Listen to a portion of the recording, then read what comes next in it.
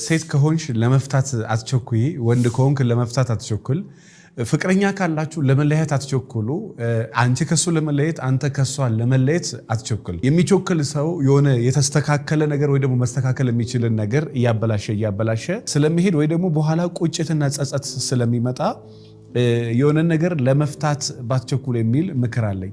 እንግዲህ ምንድነው መሰላችሁ ከሰው ጋር ስትኖሩ የሆነ ፍላጎታችሁን ለሰውየው ሰጣችሁ ነው። የሰውየውን የሆነ ነገር ተቀብላችሁ ነው። ሰውየውም የሆነውን የእናንተን ነገር ተቀብሎ ነው። ለመፍታት ልክ ስትቾክይ አንቺ ብቻ ዶፍ የወረደብሽ አስመስለሽ ከሆነ ምናልባት አንተ ብቻ ዶፍ የወረደብህ አስመስለ ከሆነ ምናልባት ነገርየው እንደዛ አይደለም። አንተ እሷን በተሸከምካት መጠን እሷም አንተን ተሸክማ ነው። አንተ እሷን በታገስካት መጠን እሷም አንተን ታግሳ ነው። አንተ እሷን ባለፍካት መጠን እሷም አልፋክ ነው። በጣም በሚገርማችሁ ሁለት የሚዋደዱ ፍቅረኛሞች በጋራ ሲኖሩ ወይ ደግሞ አንድ ቤትም ባይገቡ እንኳን ባሉበት እሷም በቤቷ እሱም በቤቱ ሲኖር